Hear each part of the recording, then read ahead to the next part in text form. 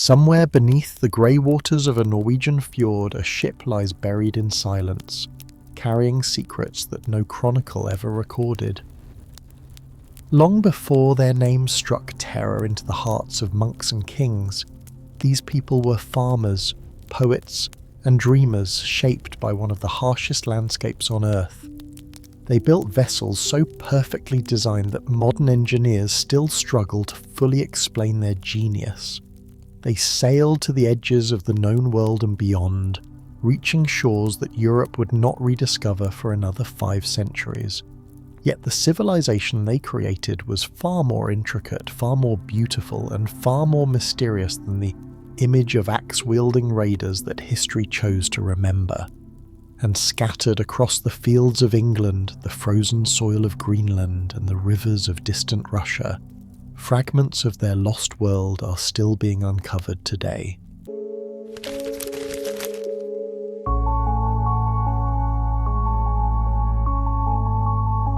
Welcome back to Whispered Empires, where ancient worlds awaken beneath quiet narration, and the forgotten speak once more. If you find yourself here tonight drawn to the slow telling of history, consider liking the video and subscribing, though only if this kind of storytelling truly speaks to you. We would also love to know where in the world you are watching from, and what time it is where you are right now. There is something quietly beautiful about knowing that people across so many different places are settling into the same story at the same moment. And tonight, the question worth sitting with is this: do you believe the Vikings were truly the brutal raiders history remembers, or something far more extraordinary? Take a slow breath, let your shoulders fall, dim the lights if you can, and allow yourself to drift into the story of the rise and fall of the Norse warriors at the Viking Age. Chapter 1. Born from ice and stone, the origins of the Viking world. Long before the longships cut through the grey waters of the North Sea, long before the name Viking carried any weight at all, there was only the land, and the land was ancient and cold and extraordinarily beautiful. Imagine Scandinavia as it appeared in those earliest centuries, a world carved by glaciers, shaped by ice 10,000 years in the making. The glaciers had retreated slowly, leaving behind a landscape of staggering drama. In the west, along what would become Norway, the land fractured into an endless maze of narrow inlets, deep channels of dark seawater pressing far inland between walls of granite and pine. These were the fjords, sheltered, mysterious, still. They were not merely beautiful, they were functional. They were alive with possibility. They offered harbour to small boats, timber from the forests climbing their steep slopes, and a web of natural waterways connecting one community to the next.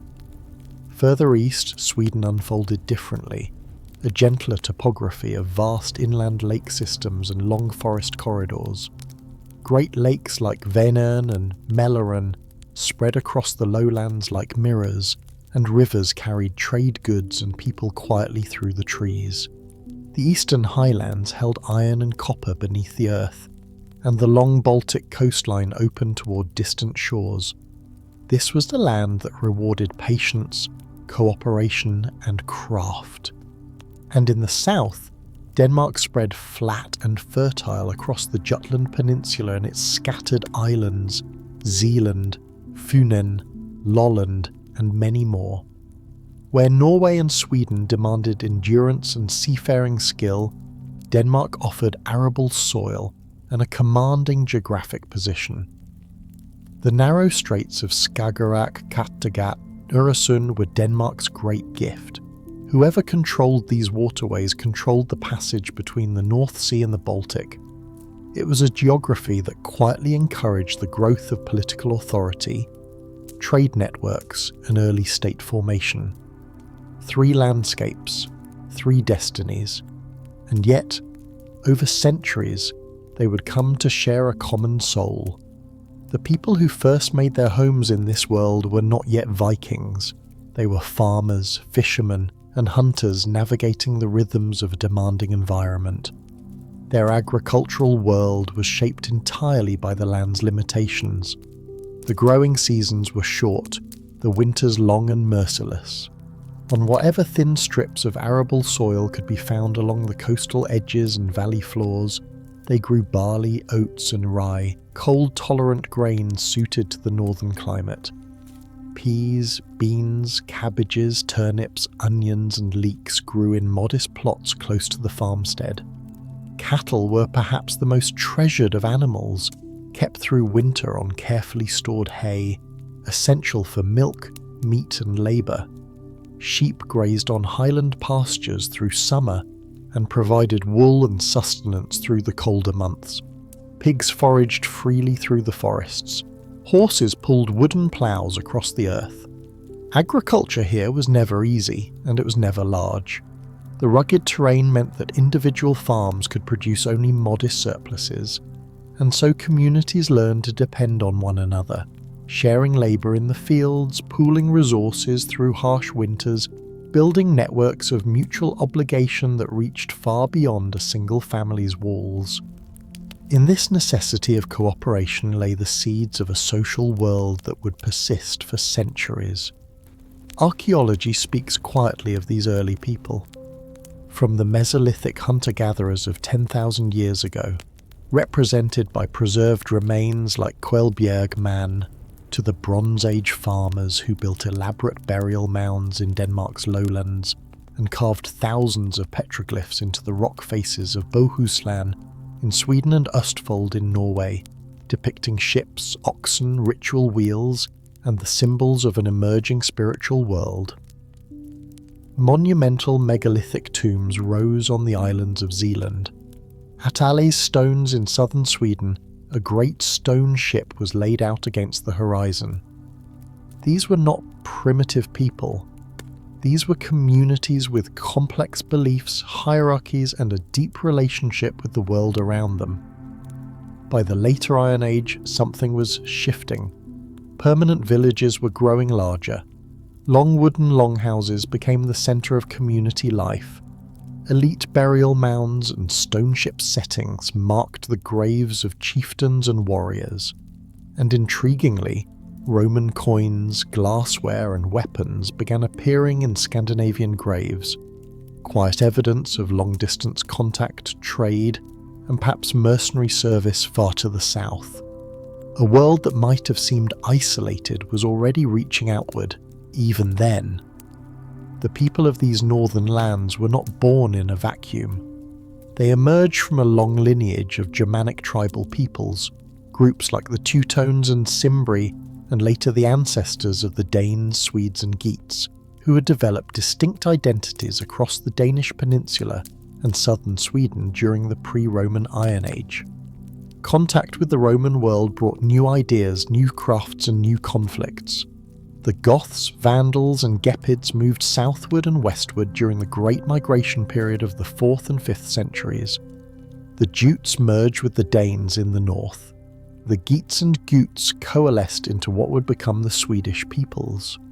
From this long, slow amalgamation of tribes, languages and traditions, a shared North Germanic cultural identity was quietly crystallizing. A warrior ethos, a mythic tradition, a clan-based political world that valued personal loyalty, martial reputation, and the freedom of the free man. The runic alphabet was already in use. Graves at Svingerud in Norway have yielded sandstone slabs bearing some of the earliest known runic inscriptions, dated between 50 years before the Common Era and the 3rd century. Proto-Norse words carved into stone for purposes of commemoration and perhaps magic. Later rune stones, like the Tune Stone and the Eggjar Stone, offer glimpses of legal customs, inheritance practices, and beliefs about the afterlife. Runic markings appeared on weapons, on jewellery, on everyday objects scattered across southern Scandinavia. Long before the Viking Age, these people were literate in their own fashion, connected to a tradition of symbolic expression that stretched back generations. Then came the Vendel period, roughly 550 to 793 of the Common Era, a time that archaeology has revealed as extraordinarily rich.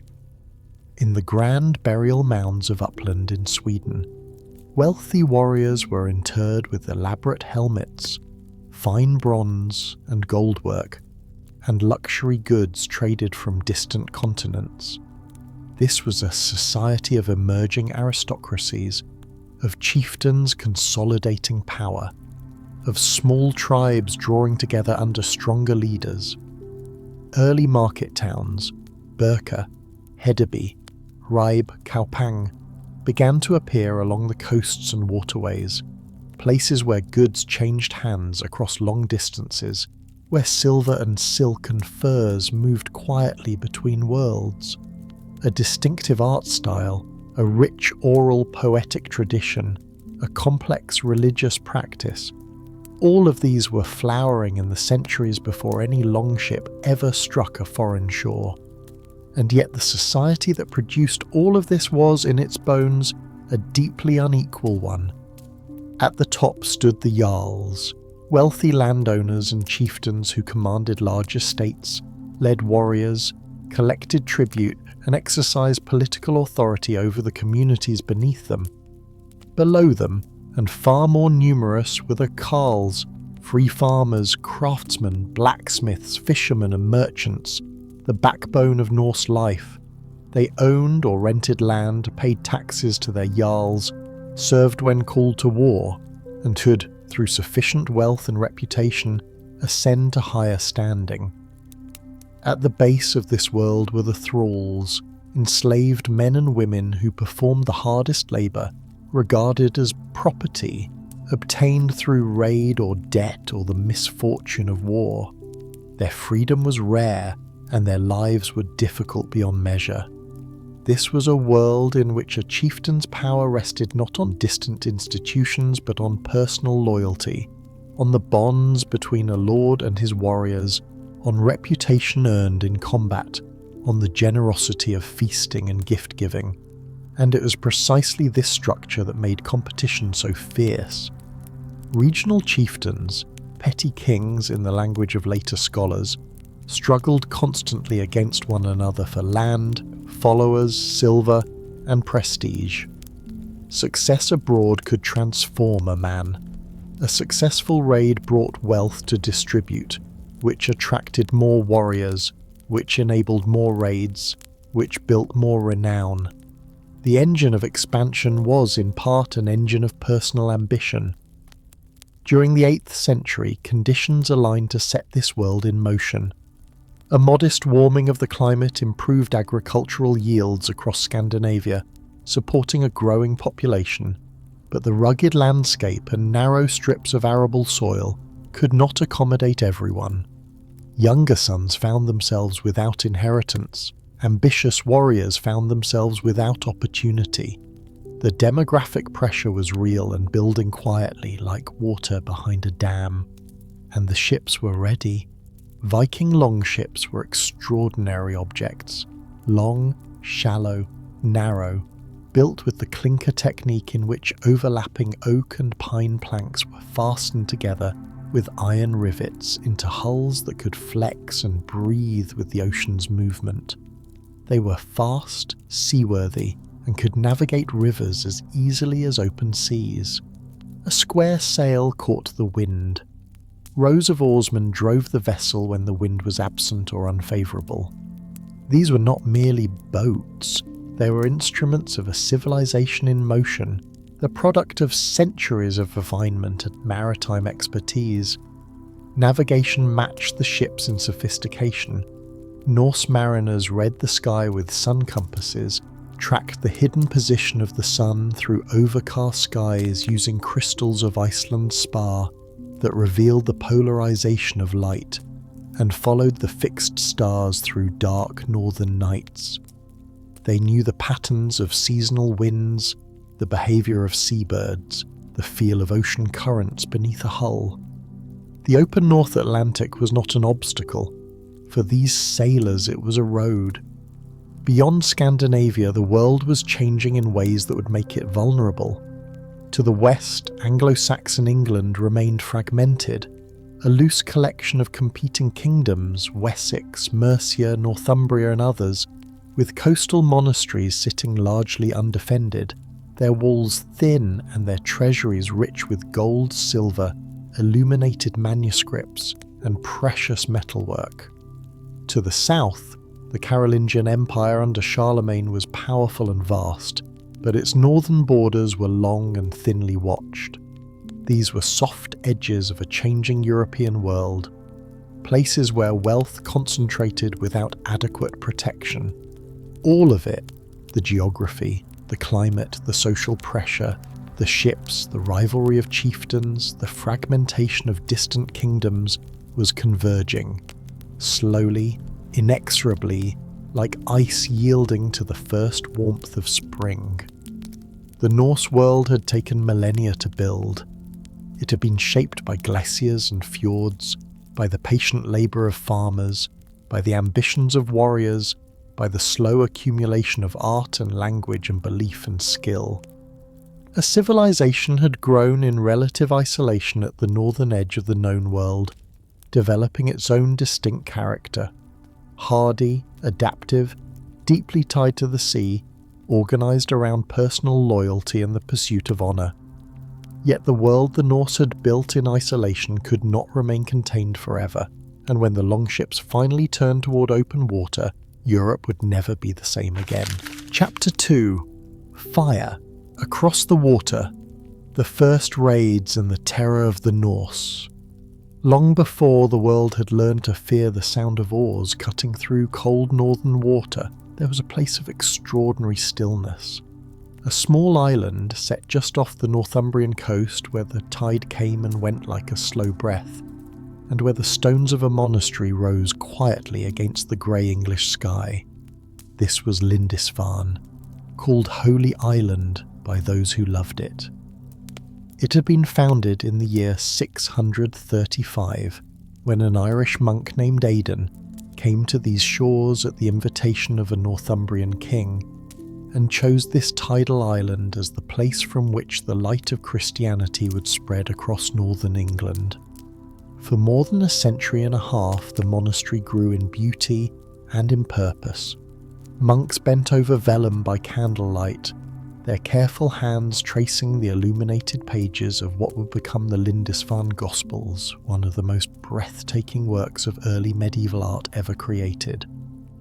Pilgrims came from distant lands to pray at the tomb of St. Cuthbert, whose body, preserved uncorrupted after his death in 687, had become a source of wonder and devotion. The island was more than a religious site. It was a sacred heart beating at the centre of early English Christian life. And then, one morning in early June of the year 793, 3 shallow wooden vessels appeared on the water. They came from somewhere across the North Sea, from the cold lands of Scandinavia. Their hulls were narrow and low, their construction light but strong, each plank of timber overlapping the last in the clinker-built style that gave these ships their remarkable flexibility and speed. A Viking longship could skim across open water at 10 or 12 knots under sail and match that pace again on oars alone.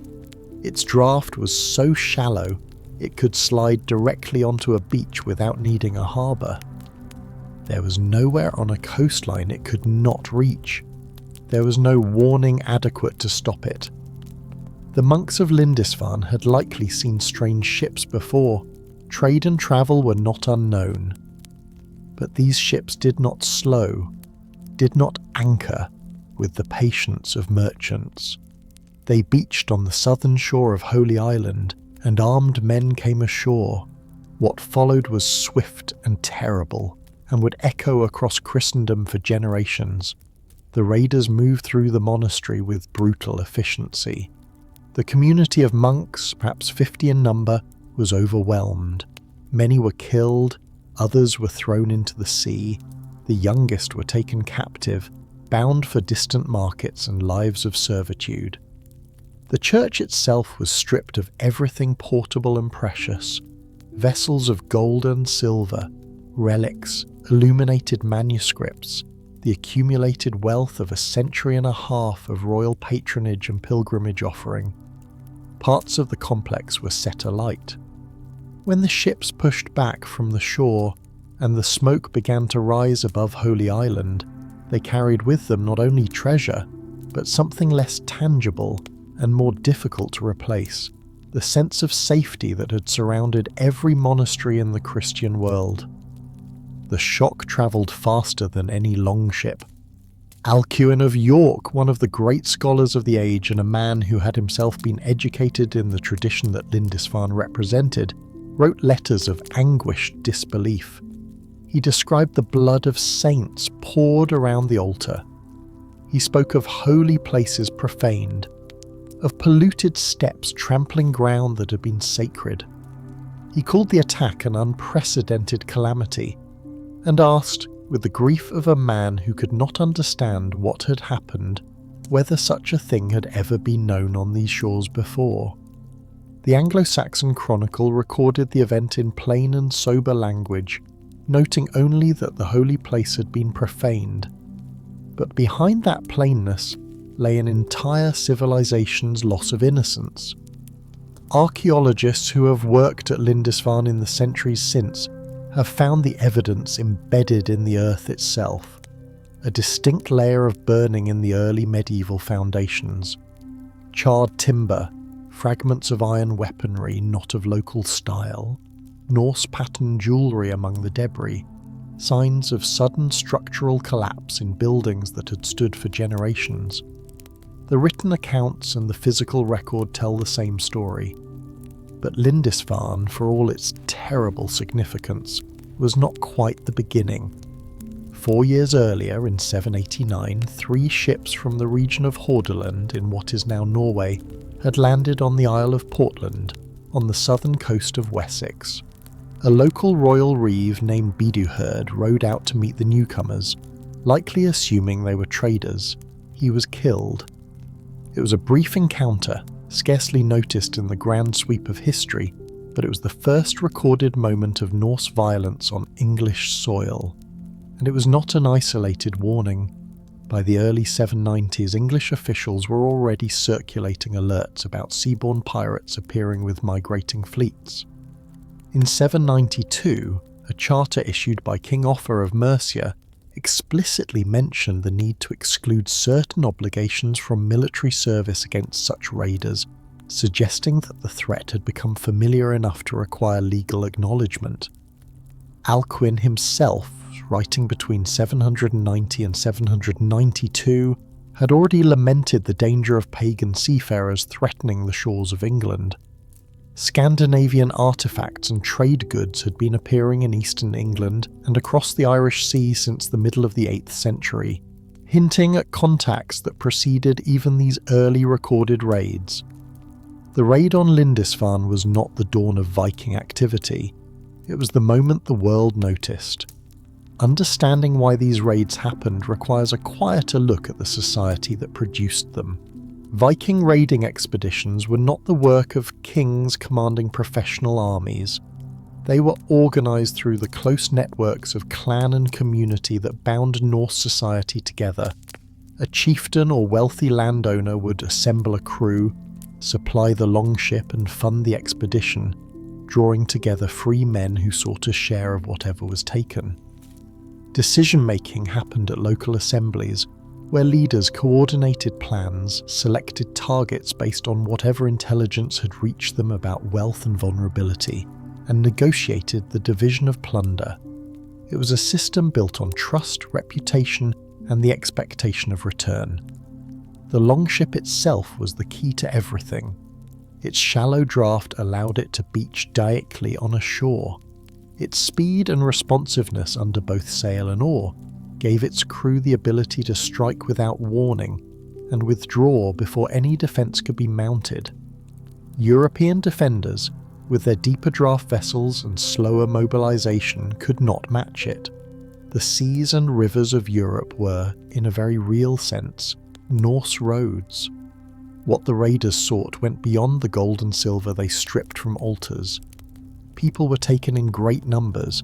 The Norse slave trade was one of the pillars of the early medieval Norse economy, a vast and far-reaching commercial network that moved captives from the coasts of Western Europe, the British Isles, and the Celtic world into markets at places like Hedeby and Birka, and further east along the Volga into the Black Sea ports.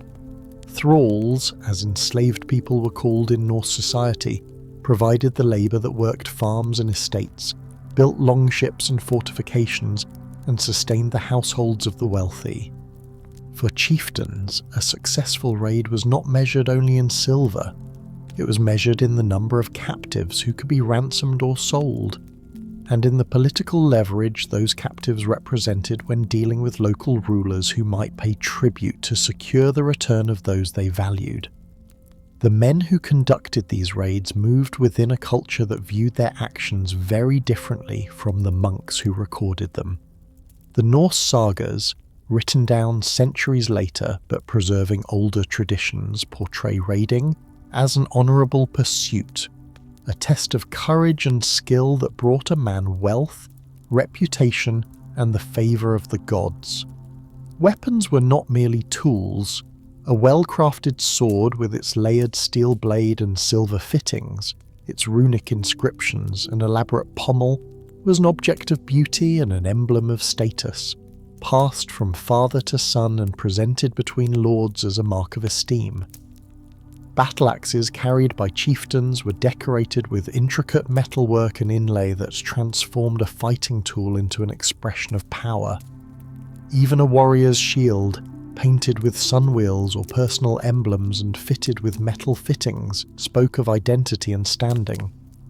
Among the warriors who fought in these raids, certain figures occupied a particular place in both reality and legend. Berserkers, as they were called, were spoken of in saga and skaldic verse as men who entered a trance-like fury in battle, sometimes wearing the pelts of bears or wolves, sometimes appearing impervious to pain, their ferocity lending them an almost inhuman intensity. The very name berserker carried the meaning of bear shirt.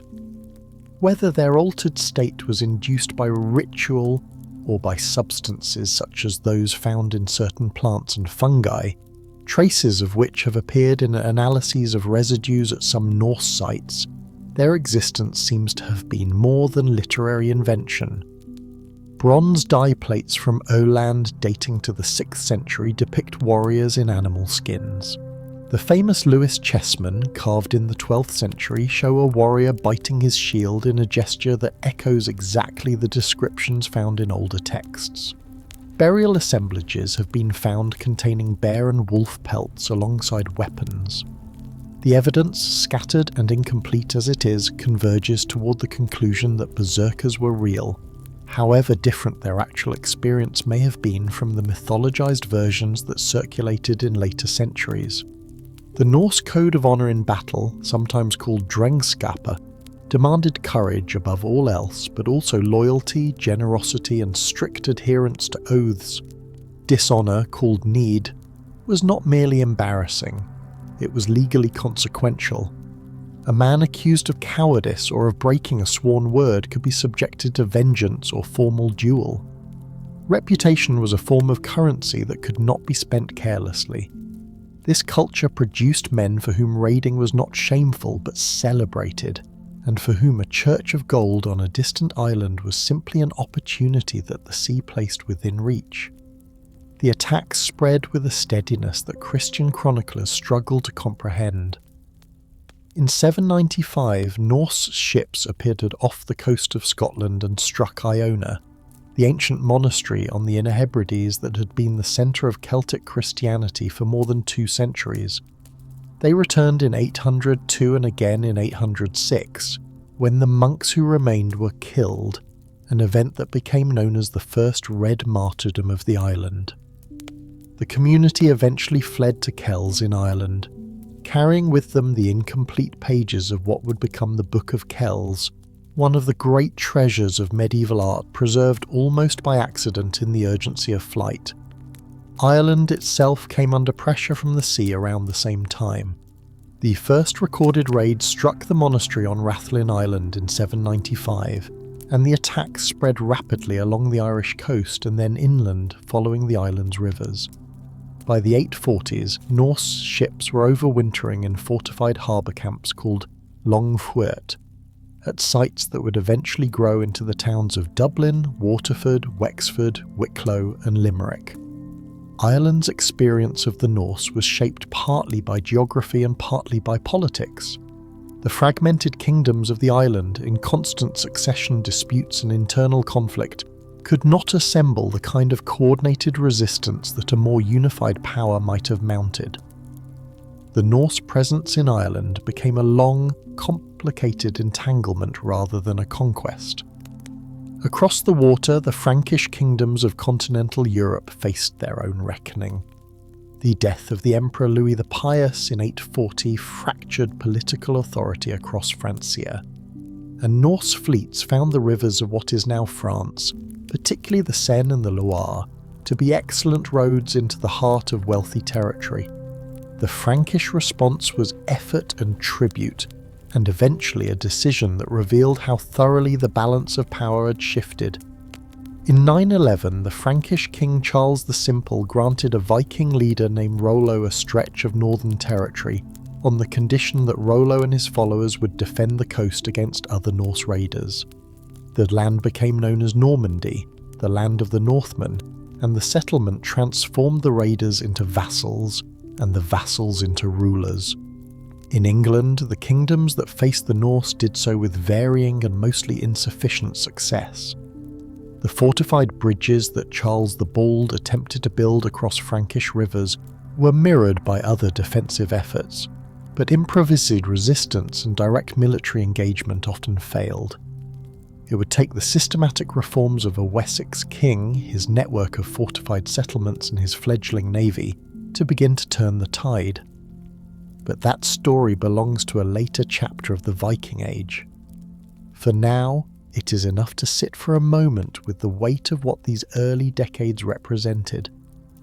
A small island monastery, its candles still burning in the memory of everything it once was. 3 ships beached on the shore, the sound of the sea and the smoke rising slowly into the Northumbrian sky. But raiding was only the beginning of the Norse story in Europe, for what began as seasonal plunder would slowly transform into something far more permanent and far more ambitious. Chapter 3: Kings, Conquerors, and the Great Heathen Army. There is a particular quality to autumn mornings in the north of England. The mist settles low over the rivers, the light arrives slowly, and the world feels older than it should.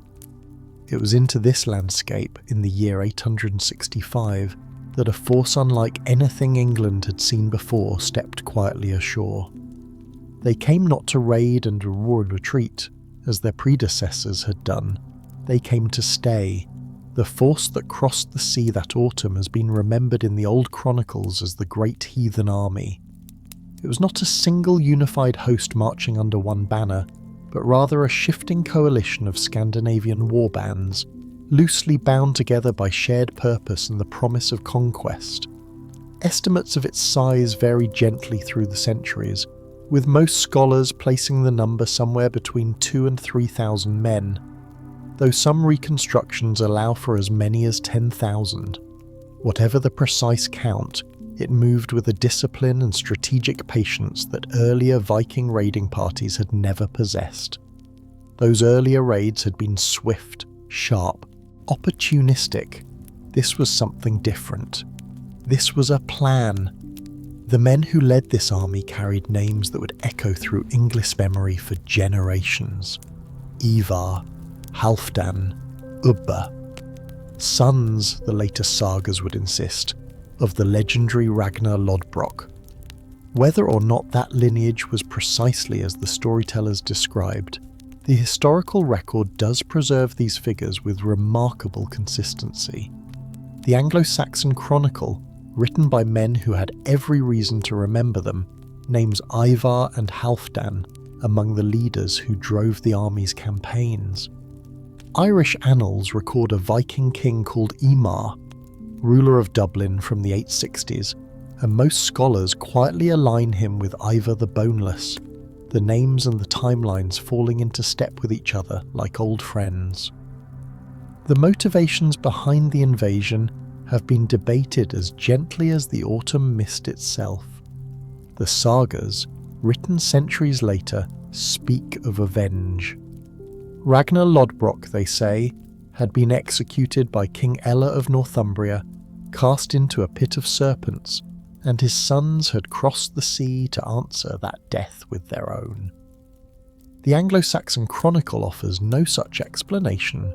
Modern historians tend to read the campaign as something more practical, and perhaps more inevitable. The Anglo-Saxon kingdoms were politically fragmented. Wealth had accumulated in their monasteries, their towns, their farmlands, and the men of the north had the ships, the skill, and now the numbers to take what they wanted. The army's first move was patient. They wintered in East Anglia, accepting horses from the local king in exchange for peace, transforming themselves from a seaborne raiding force into a mobile land army. It was a quiet, deliberate transformation, and it changed everything. In November of 866, they moved north. York sat at the confluence of the River Ouse and the Humber, a place where the water gathered and the trade routes converged. The Anglo-Saxons called it Eoforwic. It was a fortified city, a seat of Northumbrian power, and it fell with startling speed. The Great Heathen Army launched its assault and overwhelmed the defenders, and by the time the cold had fully settled into that northern winter, the city belonged to the Norse. They renamed it Jorvik. The choice of York was not accidental. It was precisely the kind of place that a people who understood the sea and its rhythms would covet. From Jorvik, ships could reach the North Sea. Goods could flow in from Scandinavia and the continent. The surrounding countryside could be taxed and settled. In strategic terms, the capture of York was the hinge upon which everything else would turn. From there, the Norse could project authority across the whole of northern England, and the territory that would eventually be called the Danelaw was already beginning to take shape in the contours of that first occupation. Northumbria fell, East Anglia followed. The Norse returned to the Eastern Kingdom in 869, and the Anglo-Saxon Chronicle records what happened to its king with quiet, sorrowful brevity. Edmund, king of East Anglia, was either slain in the fighting or captured and executed, his refusal to abandon his Christian faith apparently offering no protection. Later generations would make him a saint. The church would build his memory into the landscape, but in 869 the kingdom over which he had ruled was simply gone. Now only 2 of the 4 Anglo-Saxon kingdoms remained in any meaningful sense. Mercia negotiated, paid tribute, and endured. Wessex, the southernmost kingdom, watched and waited. The man who would define Wessex's answer to all of this was born in 849, the 5th son of a king, not particularly expected to lead anything. His name was Alfred. By 871, when the Danes had swept through much of England and the battles were coming fast and relentless, Alfred found himself King of Wessex at the age of 21 or 22, inheriting a kingdom under siege. He fought. He paid tribute when he had to. He fought again. And then, in the winter of 878, came the moment that nearly ended everything. The Danish warlord Guthrum launched a surprise attack on the royal stronghold at Chippenham. It was midwinter, when armies were not supposed to move, when kings were supposed to rest. The assault broke through the defences and shattered Alfred's forces, scattering his men across the frozen countryside. Alfred himself, with a small group of loyal thanes, fled south and west into the marshlands of Somerset. The Somerset levels in winter are a world apart. The ground softens into something uncertain underfoot. The waterways multiply and divide. The mist does not lift so much as it shifts from one place to another. It is a landscape that swallows armies whole, and Alfred understood this. He he built a fortified refuge at a place called Athelney, a small island of firmer ground within the wetlands, and from there he waited. But Alfred did not simply hide, he gathered. Messengers went out to the loyal men of Wiltshire, Somerset and Hampshire. Small groups of warriors began to find their way through the marshes to his refuge. He reorganised the Fyrdi, the traditional levy of free men, placing it on a rota system so that his forces could remain mobile and sustained rather than burning out in a single campaign. He adopted the tactics of his enemies, using swift raids to harass Danish camps, to gather intelligence to keep the pressure alive while his strength quietly rebuilt. And then, in early May of 878, he emerged. The Battle of Edington, fought in Wiltshire in the mild beginnings of spring, brought Alfred's rebuilt West Saxon army face to face with Guthrum's Danish force. The sources are not elaborate in their descriptions of the fighting. What they preserve is the outcome. Alfred won. He pursued the retreating Danes back to their fortified camp and besieged them there for 14 days, until Guthrum agreed to terms. Those terms were remarkable in their simplicity and their reach. Guthrum would be baptised as a Christian, with Alfred standing as his sponsor. The Danes would withdraw from Wessex, and a line would be drawn across England. The agreement that followed, known as the Treaty of Wedmore and later refined into a formal division of the kingdom, traced a boundary roughly along the River Thames from London toward Oxford, then westward to the Severn at Gloucester, and northward along the old Roman road of Watling Street toward the Humber. Everything to the south and west belonged to Alfred. Everything to the north and east was acknowledged as Danish territory. This was the Danelaw. The word carries within it a whole world. It covered roughly the whole of modern Yorkshire, the East Anglian counties, the eastern and central Midlands, and the northern remnants of former Northumbria. Within this broad territory the Danes governed themselves. They held their own assemblies, the Things, where free men gathered to legislate and settle disputes, where a law speaker would recite the old codes from memory, and the community itself would carry out whatever justice was decided. The legal customs were different. Compensation rates, the wergil paid for injury or death, followed Scandinavian rather than Anglo-Saxon principles. Women could own land. Disputes were resolved by different methods, and yet the Danelaw still existed within a broader English world, still paid tribute, still maintained a complex and often uneasy relationship with the kings of Wessex to the south. The archaeology of this period speaks with extraordinary quiet eloquence. At Coppergate in York, excavations uncovered a Viking settlement preserved in remarkable detail by the oxygen-poor soils beneath the modern city. Timber houses with wattle-infilled walls stood close together along the old street lines. Leather shoes, textile fragments, wooden tools, seeds, fruit pits, and the remains of daily meals survived in the ground for over 1,000 years.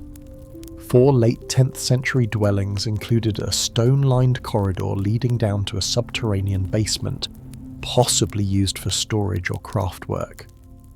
The layout of streets, the evidence of metalworking, weaving, leatherworking and trade all confirm that Jorvik had become a thriving, multicultural commercial centre, a place where Scandinavian traditions blended with existing urban life to produce something genuinely new. The place names carried the same story even further into the countryside. Across the eastern side of England, villages and farms whose names end in the Old Norse suffixes, the by of a farmstead and the thorp of a dependent settlement, trace the invisible map of Scandinavian colonisation with quiet persistence. Ancient DNA studies have added one more layer to this picture, identifying measurable Scandinavian ancestry in populations from the Danelaw region, estimating roughly 5 to 10% Danish genetic contribution in these areas, supporting the idea that the Norse settlement was not merely a matter of warrior elites, but of farmers and families who put down roots and stayed. While all of this was unfolding in England, Norway itself was changing. Harald Fairhair, known in Old Norse as Harald Fairhair, was born around the middle of the 9th century, and by his middle years had embarked on a campaign to bring all of Norway's many petty kingdoms under a single crown. The sagas preserve a romantic motivation for this ambition, a princess named Gyda, who allegedly refused his proposal until he was king of the whole country, a vow never to cut his hair until that day. The historical reality was more likely a combination of strategic opportunity, military skill, and the natural advantages that Norway's coastline offered to a leader who understood naval warfare. The decisive moment came at the Battle of Hafrsfjord, fought in the fjord near modern-day Stavanger, around the year 872. A coalition of southwestern Norwegian chieftains, the rulers of Rogaland, Hordaland, Agder and Telemark, gathered their fleets to oppose him, and Harald's forces defeated them. The last organised opposition to his rule was broken. He proclaimed himself king of a unified Norway, and began to establish the structures of royal authority, appointing loyal earls to govern the regions he'd conquered, building a network of royal manors, and gathering at his court the skalds who would compose and preserve his reputation.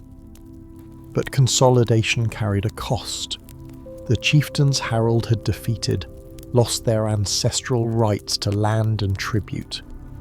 The alternative he offered was simple: submit and accept diminishment, or leave. Many left.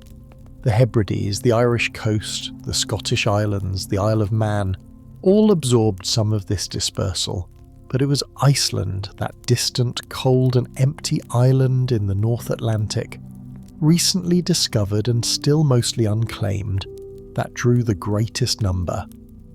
Harald's unification of Norway quietly seeded the settlement of an entirely new world. Across the water in what is now northern France, another Norse leader was arriving at a different kind of arrangement. Rollo, a Norse warlord who had spent years raiding the rivers and coasts of West Francia, had participated in the Great Siege of Paris in the years 885 and 886, and led an assault on Chartres in 911. When that siege failed, rather than retreating, he negotiated. King Charles III of West Francia met Rollo at Saint-Clair-sur-Epte and offered him the lower Seine Valley, the lands between the river Epte and the sea, along with the titles of Count of Rouen and Evreux. In exchange, Rollo swore fealty to the Frankish king, agreed to defend the territory against further Viking incursions, converted to Christianity, and was baptized the following year. Charles, by one account, also gave him his daughter Gisla in marriage. The ceremony of submission that accompanied the agreement passed into legend almost immediately, Rollo reportedly refusing to kneel and kiss the king's foot himself, delegating the task to one of his men with such vigour that the king nearly toppled over, a story that may say more about how the Normans later remembered their founder than about what actually happened. What is certain is that the settlement held. The Norse who gathered in that river valley did not remain Norse for long. Within 2 to 3 generations, roughly 50 to 100 years after the treaty, the elite and most of the population had abandoned Old Norse and were speaking the Gallo-Romance dialect that would eventually become Norman French. They intermarried with the local Frankish population, adopted the feudal system, followed Frankish customs and Christian practice, and created something genuinely new, a people who retained a Norse warrior tradition, but were, in language and culture and law, essentially French. They called themselves Normans, the men of the north, and the land they'd been given would carry that name forward as Normandy. The Norse had reshaped England, Norway, and the coast of France within a span of decades, not through a single great plan, but through the accumulation of individual decisions made by warriors, kings, and settlers who followed opportunity wherever it led. A captured city became a kingdom, a flooded marsh became a refuge, a defeated chieftain became a colonist, a raider on the Seine became the founder of a dynasty. Histories rarely resolve themselves cleanly into endings. The Danelaw would persist for generations before its gradual absorption into a more unified English state. Rollo's descendants would carry their Norman identity further than anyone in 911 could have imagined. Alfred's careful rebuilding of Wessex would lay the foundation for an England that had not yet fully come into being. And somewhere beyond the reach of all these kingdoms, beyond the borders of all these treaties and all these battles, the Norse were already looking further still. While warriors reshaped the map of England and Normandy, another kind of Norse ambition was quietly reaching outward across an ocean that no European had yet dared to cross. Chapter 4: Beyond the Edge of the World, Viking Exploration and the Discovery of the West. Somewhere far to the north, where the Atlantic grows cold and the horizon stretches without end, a world was quietly being discovered. Long before the great continental powers of Europe turned their eyes westward, the Norse people were already moving, slowly, steadily, following the pull of open water and the whisper of unknown shores. Their voyages were not grand declarations of empire. They were something quieter than that. Families loading livestock onto wooden ships, chieftains casting carved wooden pillars into the sea, trusting the currents to carry them home. A people in motion, reaching beyond the known edge of the world. The story of Norse exploration in the West begins with a cold and distant island.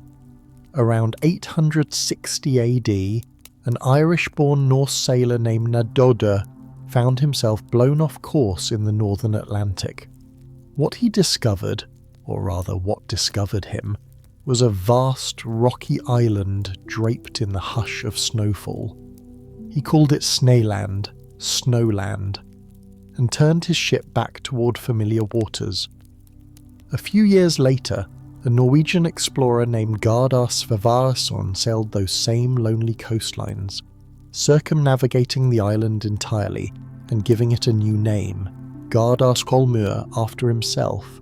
But it was only a name given in passing. No one stayed. That changed in 874 AD, when a Norwegian chieftain named Ingolfur Arneson made a different kind of decision. He did not merely explore, he came to settle. As his ship approached the unknown shore, he performed an old ritual, casting his high seat pillars, the carved wooden posts that marked a Norse homestead, into the sea, and waited to see where the waves would carry them.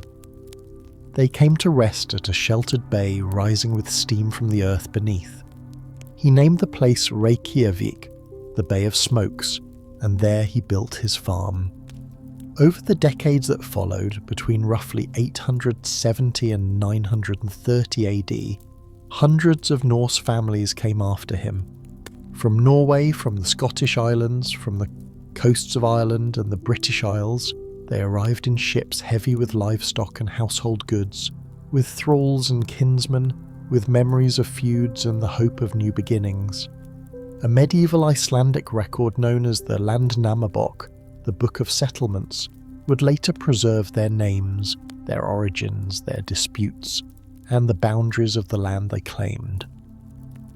It catalogues some 430 principal settlers and more than 3,000 individuals, mapping the coastlines and fjords of Iceland with a precision that still astonishes historians today. What grew from that settlement was something unusual in the Norse world. Iceland had no king. No hereditary ruler arrived to impose a hierarchy from above. Instead, the scattered farmsteads of the island developed a community bound together by law rather than lordship. Disputes were settled through legal mechanisms. Status was earned and argued for, not simply inherited.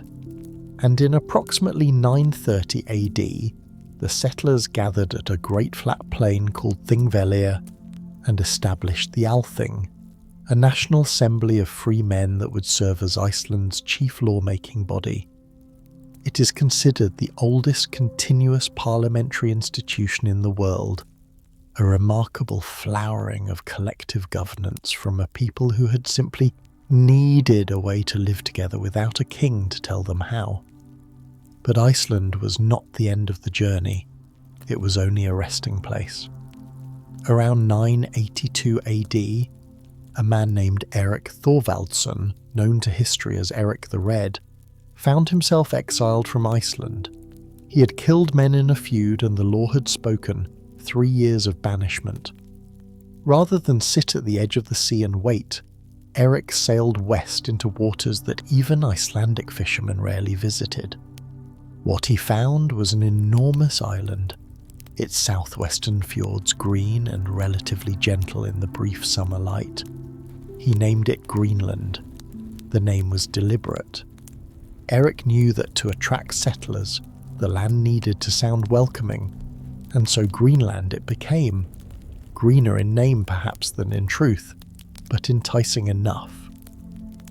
When Erik returned to Iceland after his exile and began describing what he had found, more than 400 people agreed to follow him. In 986 AD, 25 ships set sail. 14 made it through the cold and uncertain crossing. From those arrivals, 2 settlements took root on the southwest coast, the eastern settlement and the western settlement, and at their height, they together supported something between 2,500 and 5,000 Norse colonists. These were not small camps. They were farms, with cattle and sheep and goats grazing on slopes that caught the summer sun. Norse Greenlandic farmers raised livestock, produced wool and dairy, and supplemented their agriculture with seasonal hunts. Walrus ivory and narwhal tusks became their most prized exports, treasured commodities in European markets where elephant ivory had grown scarce. They sent these goods to Norway through the port of Bergen, and in return received grain, iron, timber, and the other necessities that Greenland's climate could not easily provide. For several centuries the Norse Greenlandic colonies endured, but the forces that would eventually undo them were already gathering. A cooling of the climate known to historians as the Little Ice Age shortened the growing seasons and made the sea crossings more treacherous. Overgrazing and deforestation quietly degraded the land. The walrus herds, hunted intensively for so long, grew harder to reach, requiring expeditions farther and farther north into ever more dangerous waters. When the Black Death devastated Norway in the mid-14th century, it severed the trade connection through Bergen that had kept the colonies supplied and viable. The European appetite for walrus ivory was itself fading, undercut by the arrival of African elephant ivory through new trade routes. And through it all, the Inuit peoples were expanding southward, bringing with them an intimate knowledge of Arctic survival that the Norse settlers, with their European farming traditions, had never fully acquired. By the 15th century, the Norse colonies in Greenland had quietly disappeared. But before that long ending, there had been a beginning of something else entirely, something that would not be understood or remembered by Europe for many centuries. Leif Erikson was the son of Erik the Red. Born around 970 AD, he had grown up between Iceland and Greenland, between the settled world and the frontier. Around the year 1000, after being baptized as a Christian in Norway by King Olafur Tryggvason, Leif returned to Greenland and then sailed further still. He had heard stories from an Icelandic trader named Bjarni Herjolfsson, who had sighted unknown land to the west some years earlier, but had not gone ashore. Leif went ashore. He found a coast of flat stones and glacial barrenness, which he called Helluland. Then a long, forested shoreline rich with birch and pine, which he called Markland. And then, finally, something remarkable, a mild and fertile coast where wild grapes grew and rivers ran full of salmon. He called it Vinland, the land of wine, and he built a settlement there, at a place the sagas would name Leifsbudir. Two early 13th century Icelandic narratives, the Saga of the Greenlanders and the Saga of Eric the Red, preserve the details of these voyages. They describe three coastal regions with a consistency that carries the weight of genuine memory. Helluland is generally associated with the coast of Baffin Island. Markland corresponds to Labrador, and Vinland, the land of grapes and grass, points toward the Gulf of St. Lawrence and Newfoundland. For a long time, these sagas were understood as legends, vivid, compelling, but ultimately unverifiable. That understanding changed in the 1960s when archaeologists excavating a remote headland at the northern tip of Newfoundland uncovered something that could not be explained away. Lars Ox Meadows, a site overlooking a Paves Bay, yielded 8 timber-framed turf buildings arranged in 3 clusters, matching precisely the construction styles found in Norse Greenland and Iceland. Iron nails, a bronze ring pin, a spindle whorl, iron smelting slaggy, and fragments of wood from species found only farther south, butternut, linden, elm, all emerged from the earth. The site was dated to approximately the year 1000 CE. Here, unmistakably, Norse people had lived and worked. They had smelted iron, repaired ships, and spun thread. The presence of a spindle whorl told archaeologists that women had been part of this community. The butternut shells and southern wood suggested that whoever camped at Lownso Meadows had travelled even further south, perhaps deep into the Gulf of St. Lawrence, perhaps as far as the warm shores that the sagas described as blooming with wild grapes. More recent investigations have only deepened the picture. Satellite-aided surveys identified an iron-smelting site further south along the Newfoundland coast, suggesting Norse activity beyond the single known settlement. Excavations at a site called Point Rosy uncovered structural remains and carbon-dated material contemporaneous with Lownso Meadows. Investigations on Baffin Island have revealed architectural traces and Norse-style artefacts that may represent a high Arctic trading outpost. A 12th century copper coin found along a main riverbank hints that Norse goods, or knowledge of them, had travelled inland through indigenous trade networks, reaching people who had never themselves seen a Viking ship. And yet, as the sagas themselves record, the settlements in the west did not last. The encounters with the indigenous peoples the Norse called Skraelings grew tense and then violent. The outposts were small, seasonal camps and ship repair stations rather than permanent colonies. The distance from Greenland was vast, and Greenland itself was already struggling. Without the population to defend and sustain them, without the supply chains to keep them alive through difficult seasons, the Norse withdrew. The western shore fell quiet again, its brief Norse chapter folded back into the forest and the sea. While the western voyages reached their remarkable limits, another branch of Norse expansion had been carving roots in an entirely different direction. The Varangians, Norse adventurers drawn largely from Sweden's eastern coastal lands, turned their ships not west toward Iceland, but east toward the great river systems of the European interior. Travelling through the Baltic Sea and deep into the waterways of Eastern Europe, they followed the Volga and the Dnieper southward, carrying amber, furs, walrus ivory, iron, honey and slaves toward the markets of the Khazar and Abbasid worlds, and ultimately toward the gleaming city the Norse called Miklagarda, the Great City, which the rest of the world knew as Constantinople. Along these river roads, Norse settlement hubs took root. At Novgorod, the Varangian chieftain Rurik established a ruling dynasty around 862 AD, and his successors pressed southward along the Dnieper to seize the trading post that would become Kiev. Over generations, the Norse elite intermarried with local Slavic populations, adopted their language and their faith, and gradually transformed their riverfront camps into the principalities that would lay the foundations for the medieval states of Russia and Ukraine. At the end of these long river journeys in Constantinople itself, Norse warriors found their most prestigious employment. The Varangian Guard, an elite corps of Norse mercenaries, served as the personal bodyguard of the Byzantine emperor, wearing richly embroidered Byzantine silk while bearing their characteristic battle axes. They were prized for their fierce loyalty and their ferocity in battle. They escorted the emperor through his palace. They led charges on distant battlefields. A marble lion that once stood at the harbour of Piraeus, the port of Athens, still carries runic inscriptions carved by Varangian soldiers, the only runic text known to survive in Greece, a small, quiet testament to how far the Norse world extended.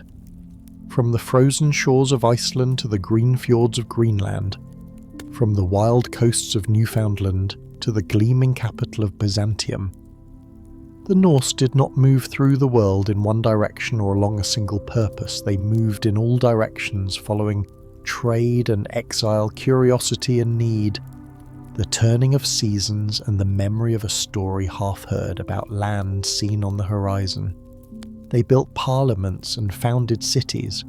They repaired ships on the edge of continents no one else in Europe yet knew existed. They left their names scratched in stone on harbour walls at the far end of the Mediterranean. The full reach of their world is still being mapped. New excavations continue to add chapters to a story that was never quite as small as it once seemed. And yet, even as Norse explorers reached the shores of continents unknown to the rest of Europe, the civilization they carried with them was sustained by beliefs and rituals that stretched back to the very beginning of time. Chapter 5: Gods, Myths, and the Sacred World of the Norse. Long before the first churches rose above the Scandinavian hills, long before the sound of bells drifted across the fjords and frozen plains, there was another world entirely. A world woven from the roots of a great tree, populated by gods who bled and wept and hungered for wisdom, shaped by myths that explained not only how the cosmos began, but how it would one day end. This was the sacred world of the Norse.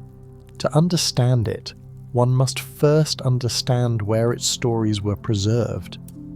The great mythological tradition of the Norse people was not written down in their own age of belief.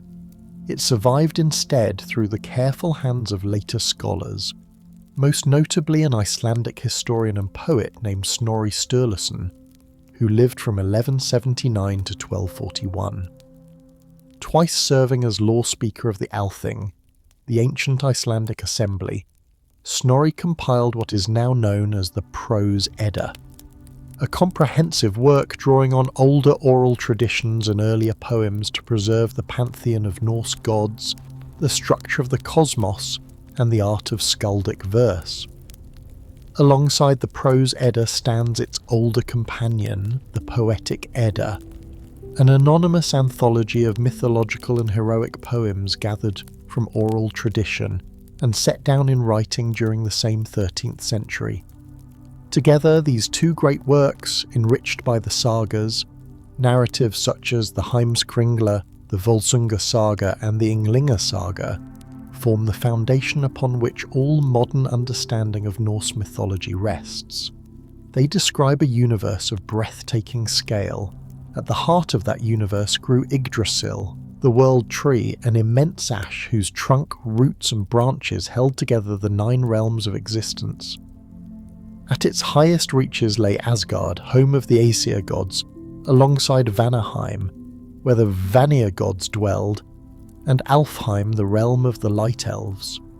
In the middle tier lived the humans of Midgard, alongside the giant lands of Jotunheim, the shadowed realm of Svartalfheim, and the underground workshops of the dwarves in Nidavellir.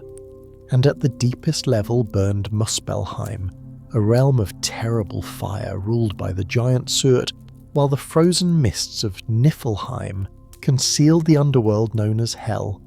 3 great roots anchored Yggdrasil in the depths, reaching toward the sacred well of fate, the spring from which many rivers flowed, and the well of Mimir, whose waters held the deepest wisdom in all creation. Creatures moved through its branches, a dragon gnawed eternally at its roots, an eagle perched in the highest boughs, and 4 stags wandered through its foliage. The tree was not merely a symbol, it was the axis around which all of existence slowly turned, and it was to this tree that the chief of the gods came seeking knowledge. Odin, the All-Father, ruled the Aesir from his high seat in Asgard. He was a god of contradiction and depth, governing war, wisdom, poetry, death, and the hidden power of the runes simultaneously.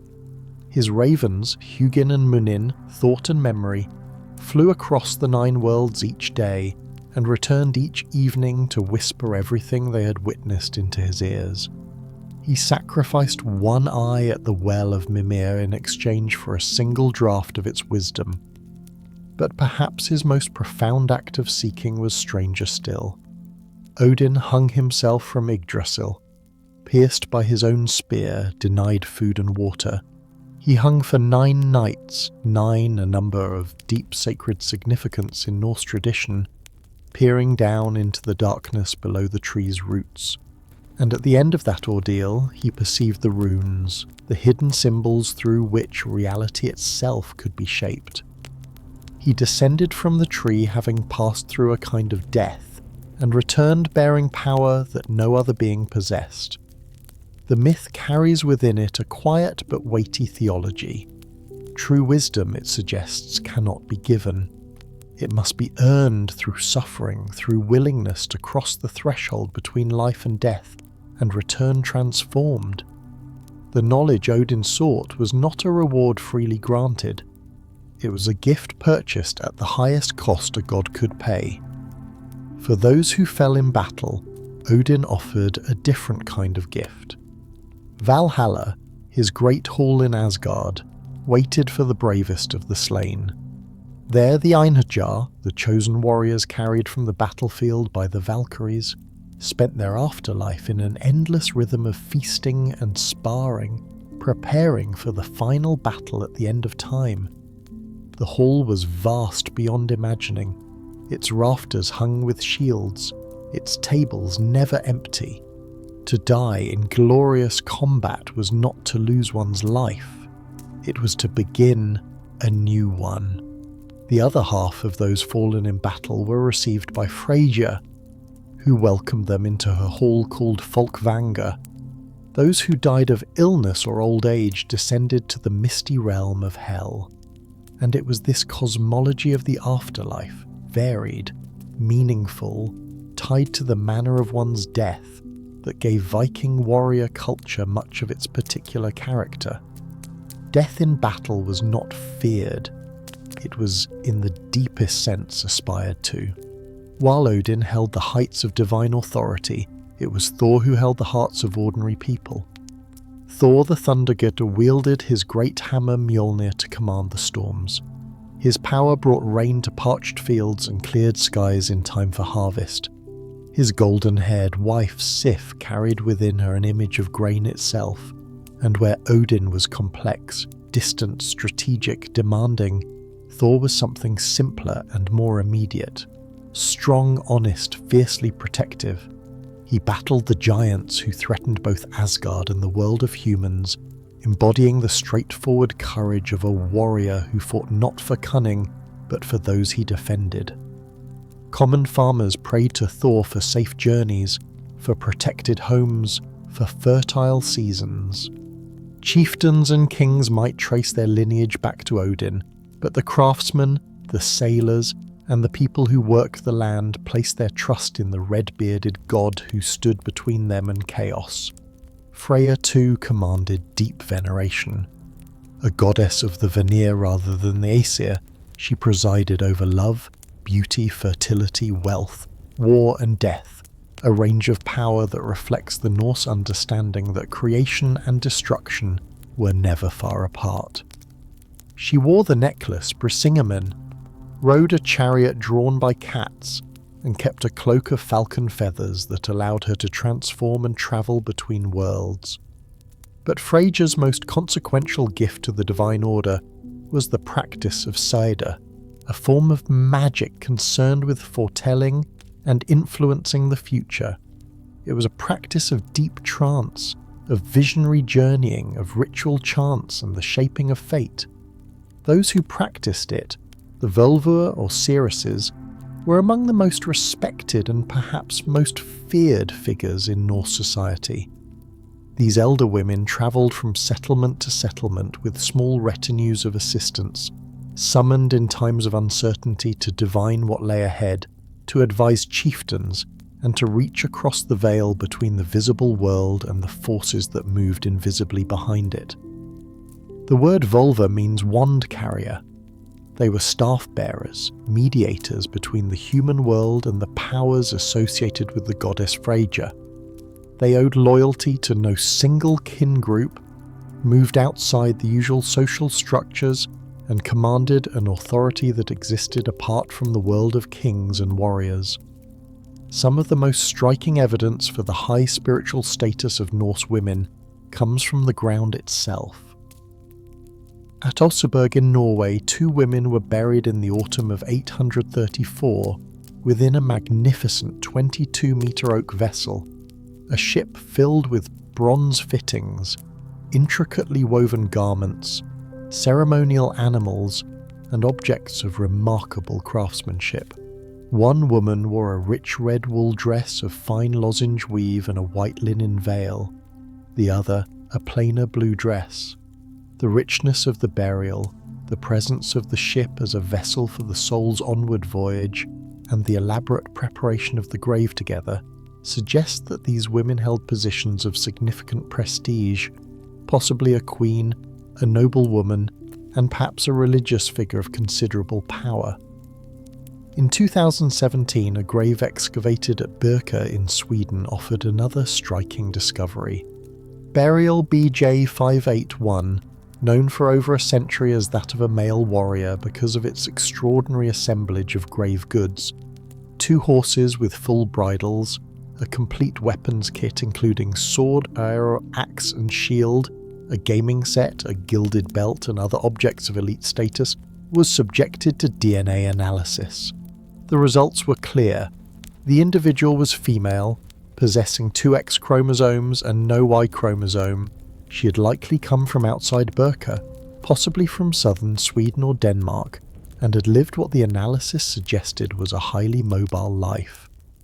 The grave now stands as one of the most discussed pieces of evidence in the ongoing scholarly conversation about the role of women in Viking warrior society. The sacred world of the Norse was not confined to stories or to graves. It was practiced actively in places both built and natural. The blot was the central ritual of Norse religious life, a blood sacrifice in which animals, most often pigs, horses or cattle, were offered to the gods, land spirits, or ancestors. The animal would be slaughtered at a stone or wooden altar, its blood collected and sprinkled across sacred objects, participants, and ritual implements. What followed was a communal feast, a binding of the community to the divine through shared meat and drink. A chieftain or king might preside over great public blots at seasonal festivals. In smaller farmsteads, women sometimes led household ceremonies of a quieter kind known as alpha blots, honouring the spirits of the land. The most famous cult site in the Norse world was the Great Temple at Old Uppsala in central Sweden. The 11th century chronicler Adam of Bremen described it as a large hall-like building, adorned with a golden chain visible from the surrounding hills, housing 3 statues of Thor, Odin and Freyja within a sacred enclosure. Every spring a 9-day festival was held there, during which sacrifices, animal, and on rare occasions human, were made each day, and the grounds filled with feasting and libation. Archaeological excavations have revealed monumental timber foundations, large wooden post alignments that may have marked processional paths, and evidence of intensive animal processing in the surrounding area. The temple itself was razed around 1080 by the Christian king Inge the Elder, and a church was raised on the site in its place. Beyond built temples, the Norse also held the natural world as sacred. Groves of trees, called lunder in Old Norse, served as open-air sanctuaries where offerings were made and sacrifices performed.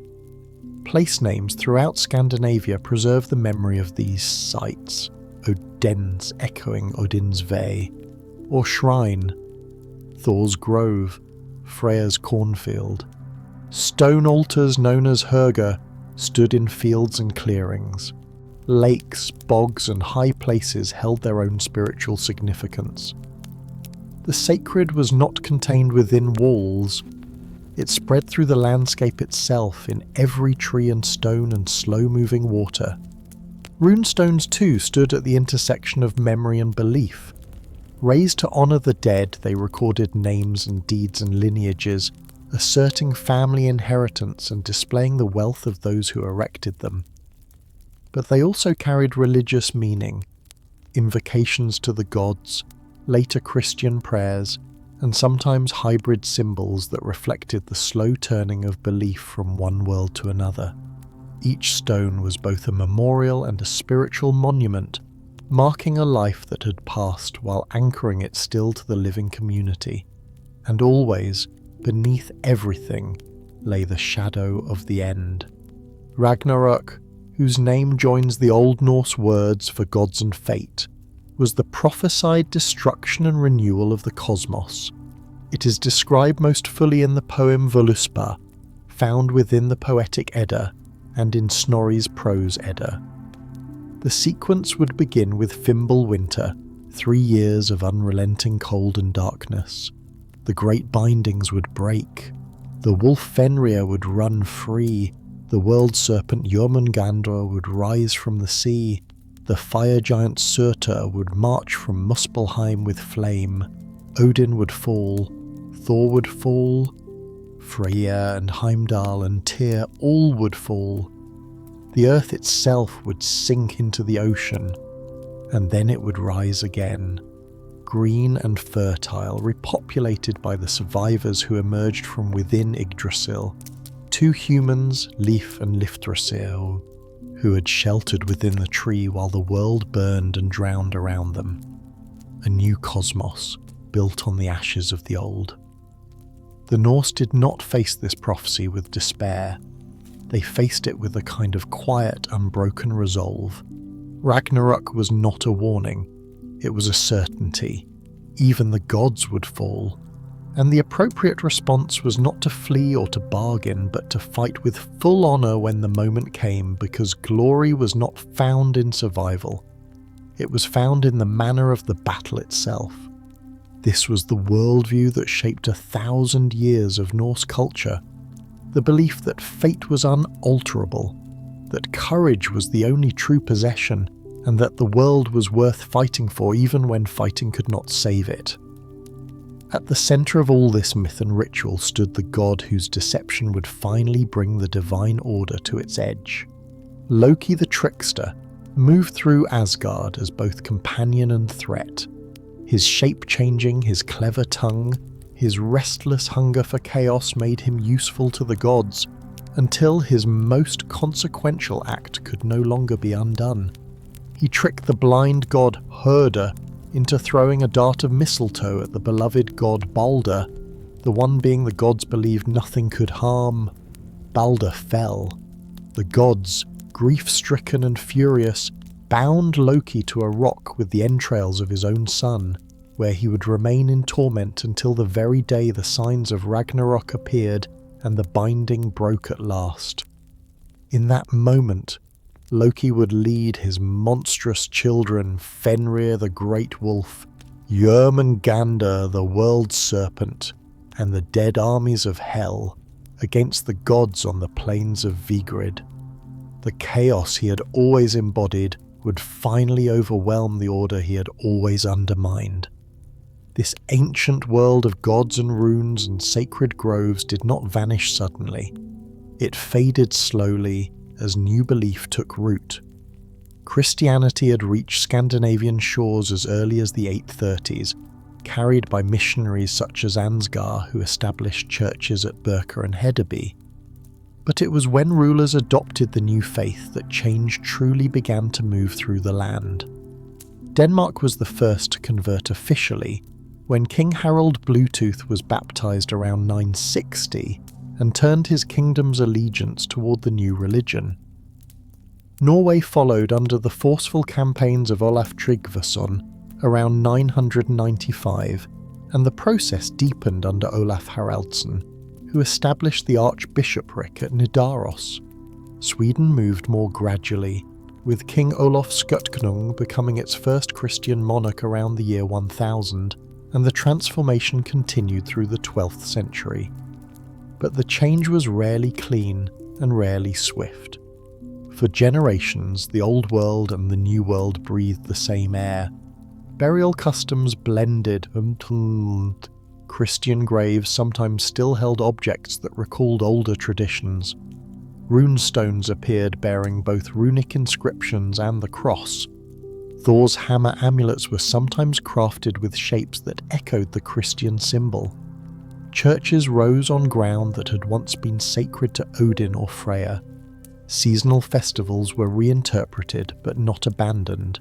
The fires of Yule continued to burn even as Christian prayers were spoken over them. There was no single moment when the old gods departed. They lingered in stories, in place names, in the shapes of things, in the memory that communities carried forward even as they knelt to a new altar. And so the sacred world of the Norse did not end so much as it transformed, folded into the new faith, preserved in the poetry that Snorri Sturluson would one day take care to write down before it was entirely forgotten, carried forward in the very names of the days of the week, in the weather signs that old farmers still read in the clouds, in the stories that grandparents told to children in the long dark of the northern winter. But even as these ancient beliefs slowly gave way to a new faith, the political world of the Norse was reaching its most dramatic and turbulent chapter, one that would end with a single battle and the close of an age. Chapter 6, The Last Age of Vikings, Cnut's Empire, Stamford Bridge, and the Enduring Legacy. By the early years of the 11th century, the world that the Vikings had shaped over 2 centuries of raiding, trading and settlement was beginning to settle into something new. The longships still cut through cold northern waters, and the sword still rang against iron and stone, but the age of pure Viking conquest was slowly giving way to something more complex. A world of kings and laws, of Christian altars and diplomatic marriages, of empires built not only by the sword but by the careful hand of governance. It had not always seemed that way. The opening of the century still carried the old violence, the old hunger for land and tribute, and much of that hunger was rooted in blood. In the autumn of 1002, the English king Ethelred II had ordered a killing. On the 13th of November, a day later remembered as St. Brice's Day, a massacre swept through the Danish communities living across England. Traders, settlers, men and women who had built quiet lives among the Anglo-Saxons, many were slain. Among those killed, it was said, was Gunhilda, the sister of the Danish king Sweyn Forkbeard, along with her husband Palig. Ethelred had long been a king pressed from all sides. His very name carried within it the Old English word unrad, poorly advised, a reputation earned through years of costly payments to Viking raiders, failed military campaigns, and the corrosive factionalism of his court. He had inherited the throne as a child under the shadow of his half-brother's murder, and he had never fully escaped that shadow. Each payment of Danegeld, the great tribute levied from the English countryside to buy temporary peace, had drained the kingdom while teaching its enemies that England could be made to yield. By 1002, Ethelred's fears had curdled into paranoia, and the St. Brice's Day massacre was his terrible answer. For Sweyn Forkbeard, the son of Harald Bluetooth, it became a pretext and a cause. Sweyn had already made England bleed in raids between 1003 and 1007, withdrawing only when famine forced his men home. He returned again between 1009 and 1012, and each time the English paid vast sums, roughly 40 million pennies across those years, raising and refining a system of national taxation that would shape English fiscal history long after the Vikings were gone. Then, in August of 1013, Sweyn came not to raid but to conquer. He landed with his younger son Cnut and moved swiftly, capturing strongholds, forcing submission from northern lords, and driving the exhausted Ethelred into exile in Normandy before the year was out. For a brief, bright moment, a Viking king sat upon the English throne. But Sweyn Forkbeard's reign lasted only weeks. He died on the 3rd of February 1014, and the English nobility called Ethelred back from Normandy. The conquest seemed to have dissolved like morning frost, yet the story was far from finished. Sweyn's younger son, Cnut, was still in England, still commanding Danish warriors, still hungry. After years of fighting, after the death of Ethelred in 1016 and the brave but ultimately unsuccessful resistance of his son, Edmund Ironside, Cnut secured the English crown. He was perhaps 20 years old. What followed was one of the most remarkable transformations in medieval history. Baptized as a Christian child under the name Lambert, chose not to govern England as a conqueror but as a king. He married the respected Emma of Normandy, widow of Ethelred himself, cementing a royal alliance that carried legitimacy across courts and borders. He lowered the tax burden after a final Danegeld payment. He kept only a modest fleet and personal guard. He stood before the council of English nobles and declared that he would rule according to the revered laws of King Edgar, the last great native Anglo-Saxon ruler. He repaired monasteries that Viking raids had shattered. He endowed churches and became a generous patron of the clergy. He allied himself so closely with the English church that the institution that had once trembled before Danish longships now celebrated his patronage in prayers and chronicles. Legally, Cnut's reign was equally transformative. He drew on the earlier laws of King Edgar, codifying clearer definitions of crimes, more uniform punishments, and explicit protections for free men. He reorganized the kingdom's administration, grouping shires into larger provinces overseen by earls, a Scandinavian title replacing the older Anglo-Saxon ealdormen, and in doing so created a more centralized framework for justice that later monarchs, including the Norman kings, would build upon. His reign became a foundational chapter in the long story of English common law, and yet England was only one stone in a larger edifice. In 1018, when his brother Harald died, Cnut claimed the Danish throne. In 1028, he sailed a fleet of 50 ships to Trondheim and was crowned King of Norway, installing a loyal earl to govern in his name. England, Denmark and Norway, 3 kingdoms joined beneath a single crown. A North Sea empire, broad and brief and brilliant, uniting the waters and shores that the Vikings had long crossed as raiders into a domain governed by one man.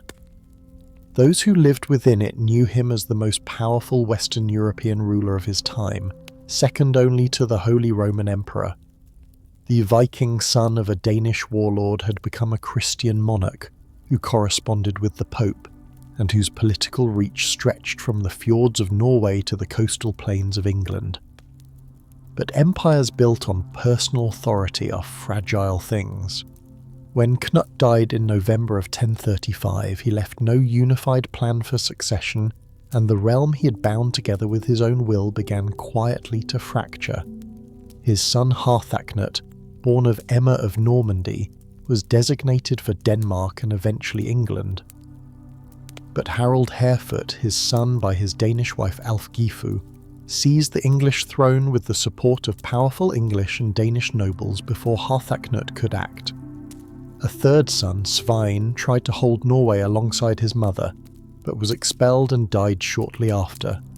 3 competing sons, 3 crumbling kingdoms. The North Sea Empire dissolved as quickly as it had risen. Out of the unstable years that followed emerged one of the most powerful noble families England had ever known. Godwin, Earl of Wessex, had risen from modest origins to become the preeminent magnate in the kingdom, appointed by Cnut himself around 1018 and skillfully surviving every shift of power that followed. His daughter Edith married the pious King Edward the Confessor, who came to the throne in 1042. His sons, Harold, Tostig and Sweyn, held the great earldoms of southern, northern and eastern England between them. The Godwins were everywhere. Edward the Confessor was a king of sincere devotion and quiet strength, remembered for his piety and for the great abbey he built at Westminster. But he was childless, and in a kingdom where succession depended not on a fixed hereditary rule, but on the endorsement of nobles and the designation of the dying king, his death on the 5th of January 1066 opened a void. 3 men stepped toward it. Harold Godwinson, Earl of Wessex, claimed the throne on the grounds of traditional Anglo-Saxon custom. The Witenagemot, the Council of Nobles, had elected him, and he had been crowned at Westminster. William, Duke of Normandy, argued that Edward had twice promised him the kingship, and that Harold's coronation violated a sacred oath sworn on holy relics. Harald Hardrada, King of Norway, invoked a Viking claim stretching back through the Danish and Norwegian rule over England, arguing that he had inherited the right through earlier dynastic promises between Norse kings. Of these 3 men, Harald Hardrada was the most legendary. Born around 1015, he'd spent 15 years as a mercenary and wanderer before ever sitting on a throne. He'd served in Kievan Rus, crossed the Byzantine world, and risen to command the elite Varangian Guard, the Norse warriors who protected the emperors of Constantinople. He had fought Arab pirates in the Mediterranean, campaigned across Asia Minor and the Near East, led expeditions against Muslim strongholds, and returned to Scandinavia laden with wealth and reputation. He claimed the Norwegian crown in 1046 and held it for 20 years. By 1066 he was perhaps 50 years old, battle-hardened and fearless, and the promised throne of England seemed to him a prize worthy of his last great campaign. In September of 1066 he landed in the north of England with a vast fleet supported by Tostig, Harold Godwinson's own brother, exiled and embittered. On the 20th of September, at a place called Fulford Gate just south of York, Harald Hardrada's forces met the Anglo-Saxon earls Edwin and Morcar. The Norse outnumbered the English defenders.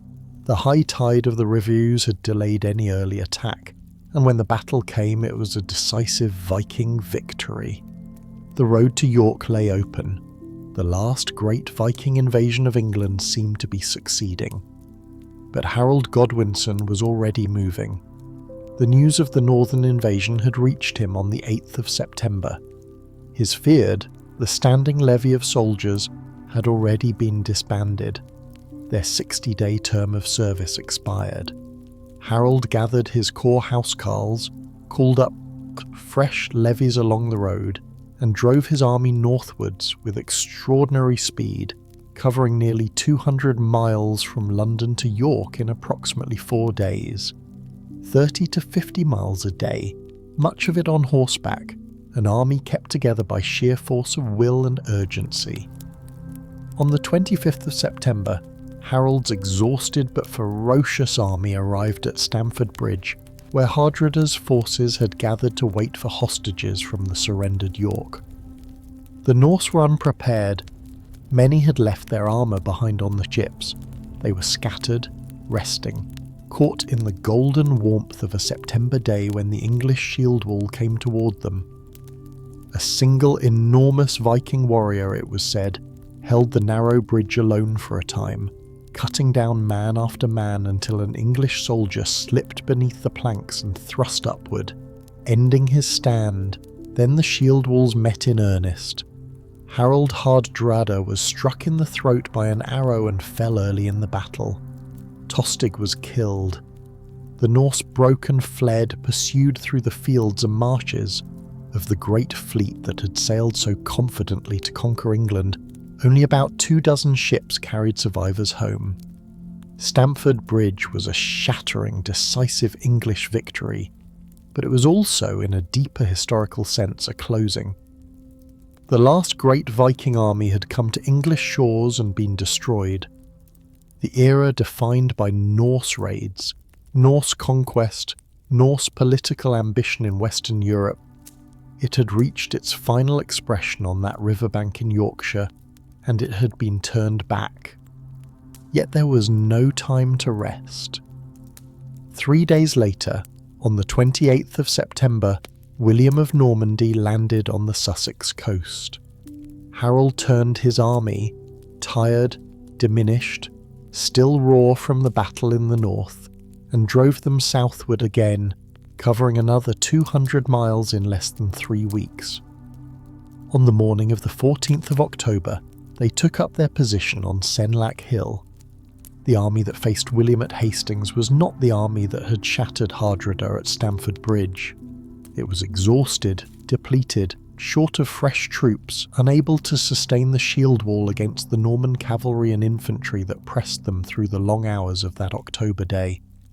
By evening, Harold Godwinson was dead, and the last Anglo-Saxon king of England had fallen.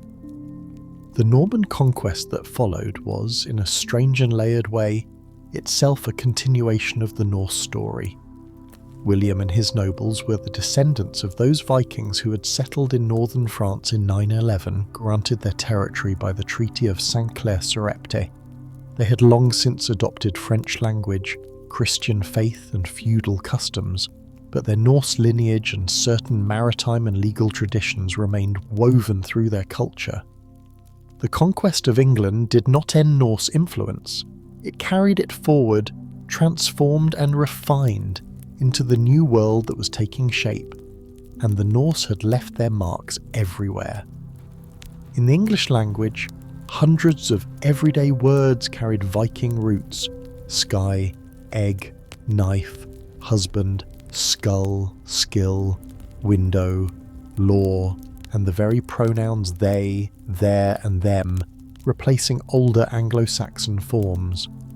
Across the former Danelaw, more than 600 English place names still bore Norse suffixes.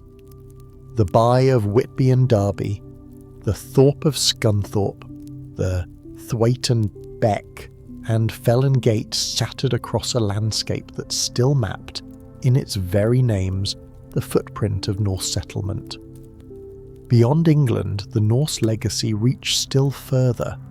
In Iceland, the Althing, founded around 930, had given the world one of its earliest experiments in parliamentary governance, a national assembly of chieftains bound by a law rather than a single king's will.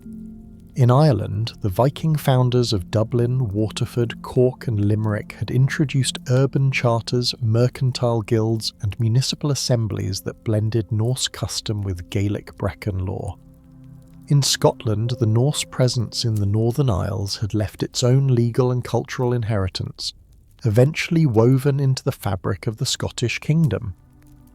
And in the east, far from the northern seas, the Varangian Vikings had helped to give shape to Kievan Rus itself, the Rurikid dynasty that would grow over long centuries into the foundations of Russian statehood.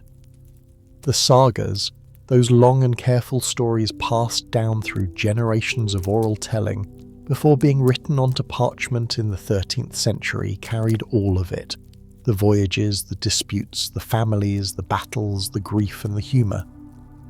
They were not perfect history, but they were living memory, and archaeological discoveries have again and again confirmed their genealogies, their place names, their accounts of violence and trade.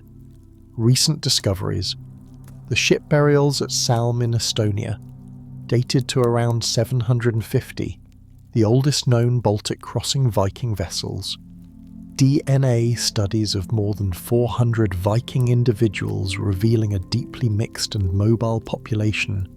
Spectacular silver hoards in Denmark and Gotland reaching back to the Islamic world. New readings of the ancient Ruck stone clarifying its mythological depths. All of these continue to refine and deepen the picture of a civilization far more complex than its popular image suggests. The mysteries too remain. The precise identities of the two high-status women buried in the Great Oseberg ship in Norway are still debated. The full extent of Norse settlement in North America beyond the confirmed site at Lanzo Meadows remains unknown. The political organization of Viking frontier societies, the reasons why many ship graves were plundered during the Viking Age itself, the exact landscape of the Vinland described in the sagas, these questions still draw scholars and archaeologists into long, careful inquiry. And so the age of the Norse warriors did not end with a final battle or a last longship. It dissolved slowly into the world it had helped create, leaving behind a civilization whose echoes continue to shape the world we live in today.